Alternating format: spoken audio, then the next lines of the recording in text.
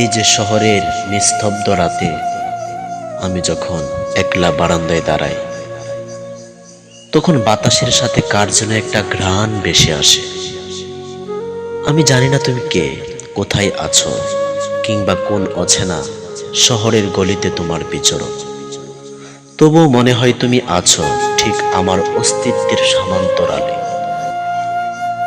মাঝে মাঝে আমি ভাবি, তোমার চোখের রং কেমন? তোমার হাসি থেকে সত্যি শরতের রোদের মতো স্নিগ্ধতা খেলে যায়।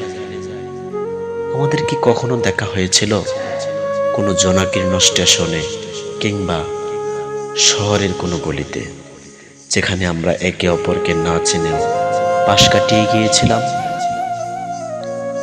হয়তো তুমি কোনো এক পড়ন্ত বিকেলে কফির কাপ হাতে নিয়ে ঠিক আমার মতোই কারো অভাব বোধ করো। অদেখা হওয়ার এই যে এক অদ্ভুত মায়া, এটাই বোধহয় আমাদের সবচেয়ে কাছের করে রেখেছে। তুমি আমার সেই প্রিয় গল্প যা এখনো পড়া হয়নি। তুমি আমার সেই সুর যা এখনো তারে ওঠেনি।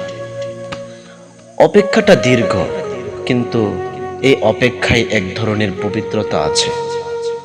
কোনো একদিন কোনো এক আকস্মিক মোড়ে যখন আমাদের চোখাচোখি হবে, কোনো একদিন কোনো এক আকস্মিক মোড়ে যখন আমাদের চোখাচোখি হবে, সেদিন হয়তো শব্দরা হারিয়ে যাবে।